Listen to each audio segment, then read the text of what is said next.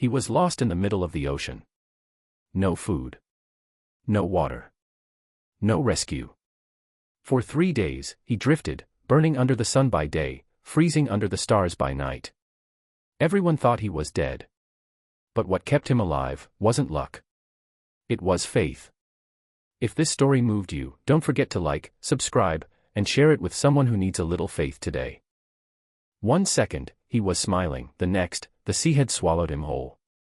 The sun had barely risen over the coast of Ghana when Kofi set out on what should have been a routine fishing trip. Just 29 years old, Kofi was known for his quiet strength, his loyalty to family, and the calm confidence that came with growing up beside the Atlantic Ocean. He wasn't just a fisherman, he was a survivor, of poverty, of storms, of hardship. But nothing could have prepared him for what was coming. It started as a normal day on the water. Kofi and 2 friends had cast their nets about 2 miles offshore. The sea was unusually calm, almost eerily quiet. But within an hour, the weather turned.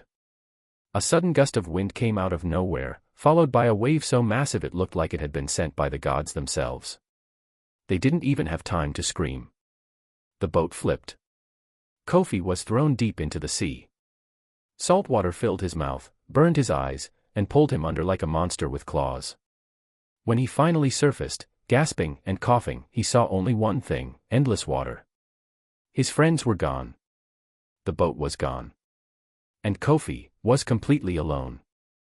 When you float in silence for hours, the sea starts talking to you. The first day dragged on like a nightmare. With no land in sight, Kofi clung to a small piece of broken wood from the boat, his only support. The sun beat down hard, blistering his back. Thirst arrived faster than he expected, and the salt in the air only made it worse. He tried calling for help. But who could hear him in the middle of nowhere? Birds flew overhead. Clouds passed. The sea, vast and heartless, whispered death. As the sun set, Kofi's muscles began to cramp. He hadn't eaten. He hadn't drunk a drop of water. Nightfall brought cold that cut through his soaked clothes. But even worse were the shadows moving beneath him. He could hear the faint splashes, maybe fish. Maybe sharks. He thought of his mother. His younger sister. Would they think he ran away? Would they ever know what happened? That night, he prayed, not for rescue, but for strength. God, if I'm meant to die here, give me peace. But if I'm meant to live, show me. The stars were the only light in the Black Sea, and he drifted into a restless, painful sleep, floating, shivering, surviving. By the second day, even hope starts to sink. The next morning came with no rescue, no food, no sign of land. Kofi was weak, sunburned, and hallucinating. He swore he saw a boat, screamed until his throat bled, only to realize it was a mirage. Salt crusted his lips. His tongue stuck to the roof of his mouth. He began speaking to the ocean. "I'm not afraid of you," he whispered, voice cracked. "But if you want me, come take me." At times, he laughed. At times, he cried. But every time he felt like letting go of the wood, something held him back. Faith. That invisible thread that kept him alive. He remembered his mother's voice reading Bible verses at night. "Though I walk through the valley of the shadow of death." He remembered a dream he once had, of standing on a stage, telling people that God saved him. Was this the moment? The ocean was no longer just water, it was a test. And Kofi wasn't ready to fail. That night, the sky opened up. Rain poured.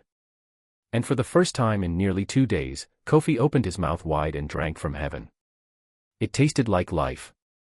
Sometimes, miracles don't come loud. They come quiet, like a dot in the distance. On the third morning, Kofi could barely lift his head. His fingers had locked into a claw around the floating wood. His body was shutting down.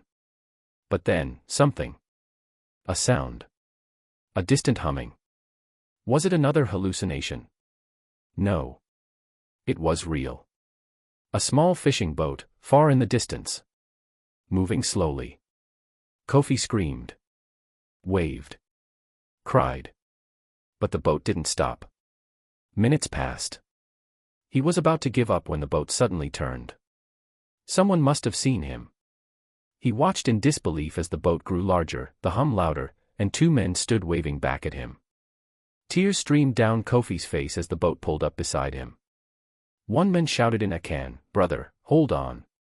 We see you." Strong hands pulled him from the water. His body collapsed in the boat, trembling, soaking, broken, but alive. They wrapped him in a blanket. Gave him water. And as the boat turned toward shore, Kofi whispered through chattering teeth, "Thank you, God. You didn't leave me."